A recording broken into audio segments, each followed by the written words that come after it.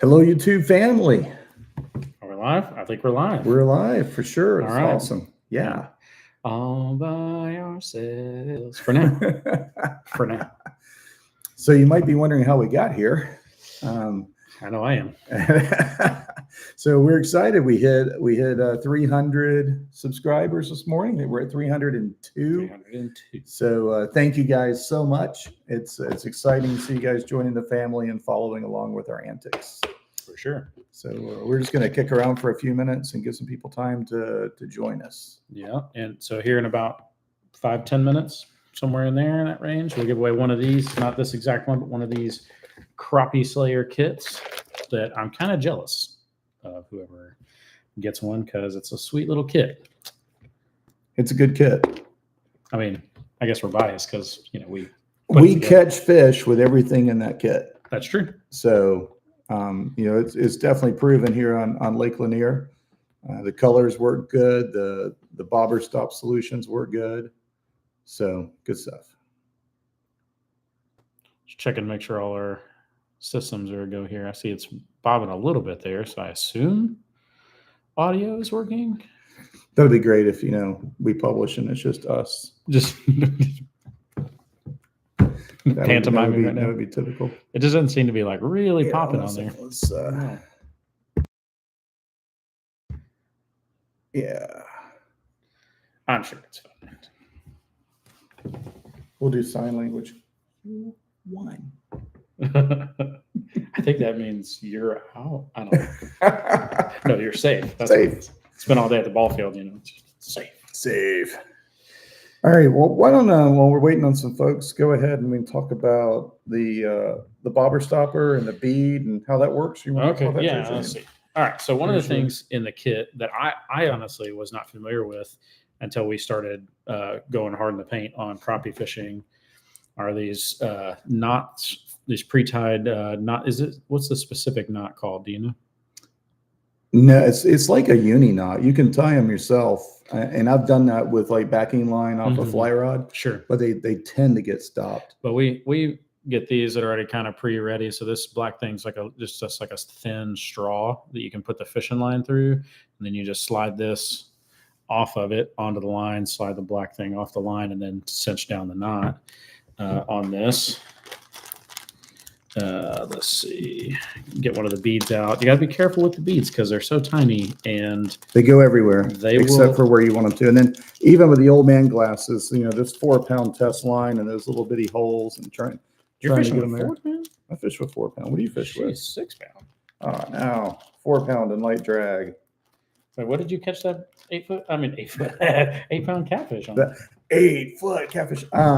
No, he was on the 4-pound. He was on this rod actually. I swear that was 6-pound. That makes it even more impressive that it was 4-pound. I thought it was 6-pound line. Yeah.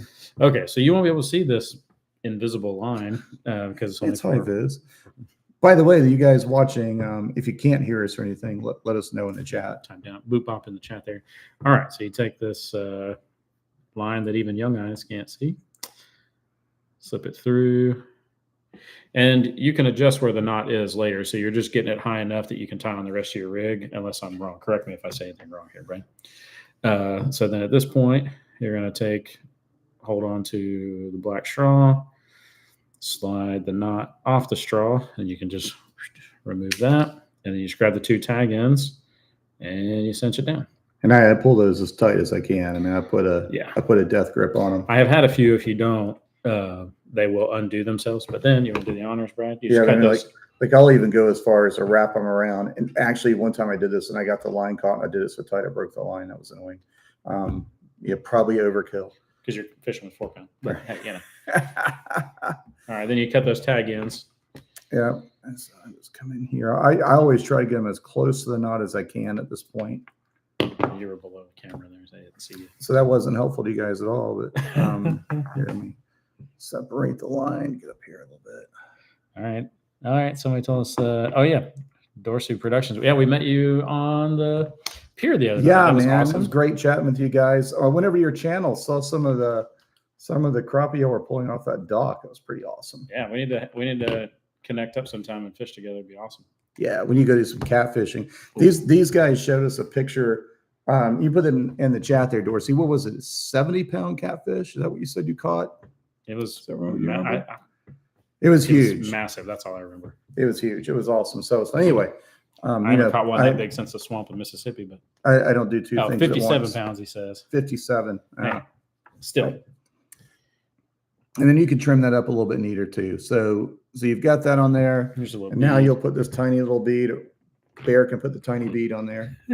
I don't even know if you can see this thing in my big old bear paws right now, but I don't know that I use these a whole lot. I probably should. Maybe that's part of I use them a good bit. Sometimes the hole, if you're running through the bobber stopper or if you're using one of these springs, it can go through. So this really just gives you a little bit more resistance. So then you got both of those on there. And it also, just like any bead, it gives some protection against that knot there. And so sometimes I use these because I can just clip them on. But I'll tell you my preference, you guys can laugh at me watching me try to do this, but my preference is to run it all the way through. Once you get it through this top hole, there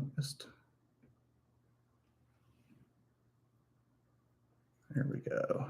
Hey, I think you know that person that just commented. I do. It's actually my wife's account, but it's probably one of the kids. Hey guys, thanks for watching. So this is a family channel. We're a family affair here. So so that way you can see now this can slip real easy. And it hits that bobber stopper wherever you put it. And then next is some form of slip shot weight, which is in the crappie slayer kit. And I like these pliers that, I don't know if you can see there, they've got the separator on them. So when you want to open these, you can get that in a slip weight and open them up a little bit easier. This one I think is about to break, but we'll see how it goes.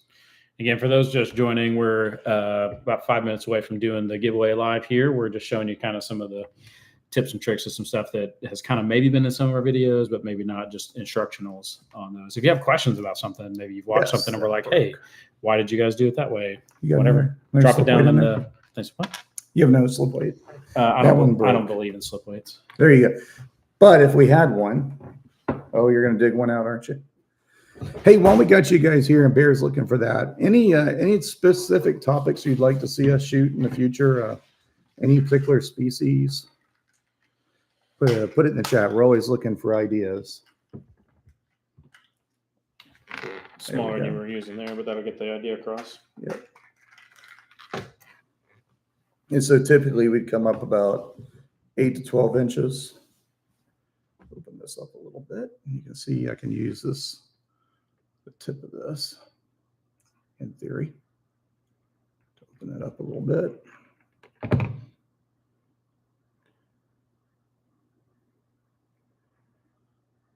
Hands are not working. I know, right?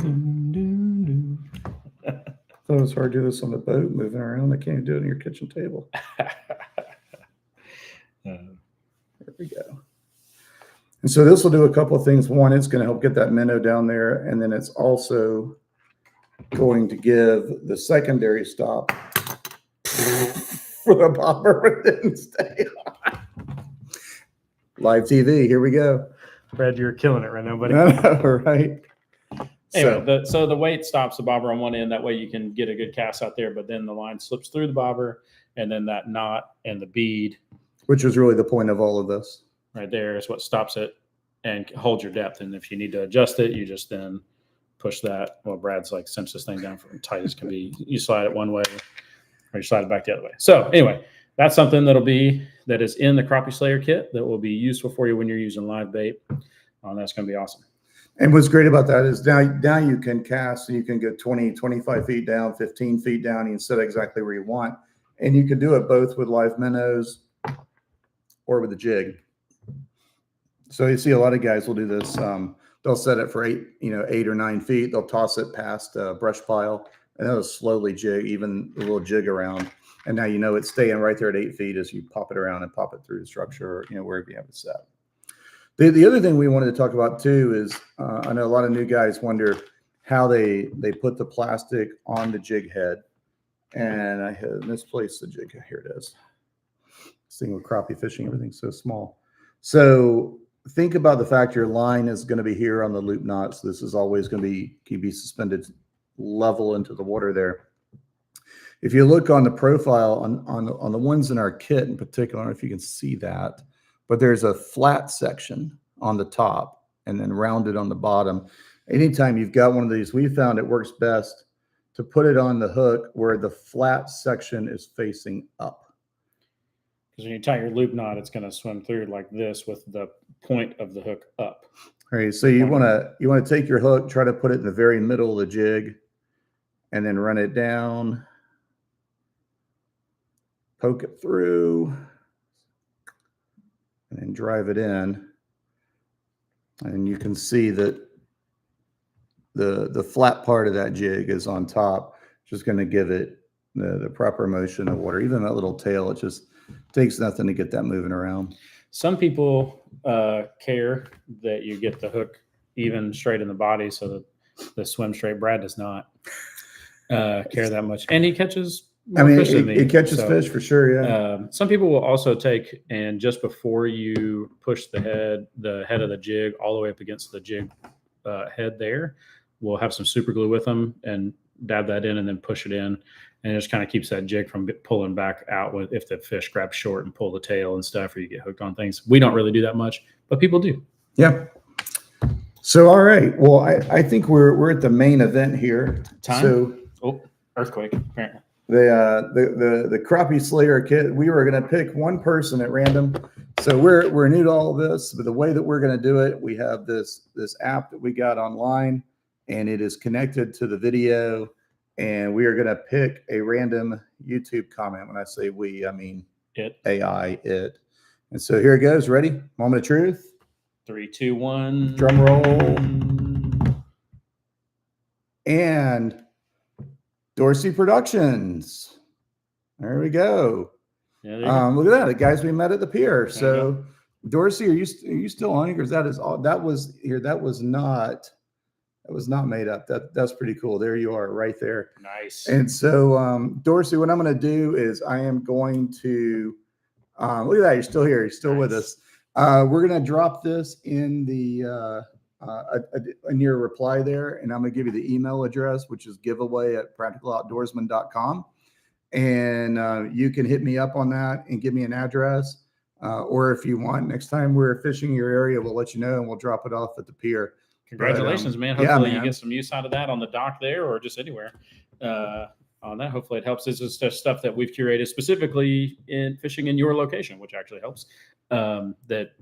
We've caught fish on all of this stuff right there at that pier and close by and all that. So yeah, it's awesome. Yeah.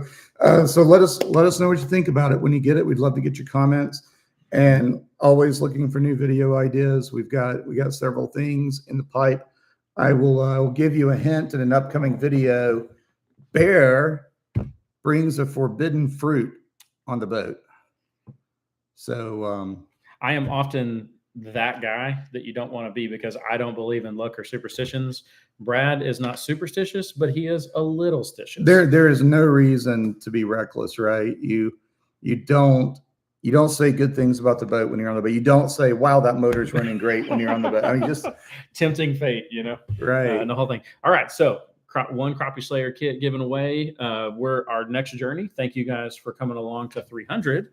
We're going to keep pushing. We're excited about where we are with this. So thankful for you guys, all the support and subscribing and sharing and all that. Our next push is to get to 500. And when we get to 500, we'll have a bigger, even better giveaway. May include some more crappie slayer kits, but some other stuff too. We'll have to get creative.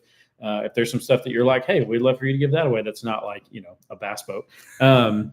Hey, we'll take suggestions. Love it. Yeah. Hey guys, thanks for hopping on Saturday night and joining us. Thanks always for following the videos, and we'll catch up with y'all soon.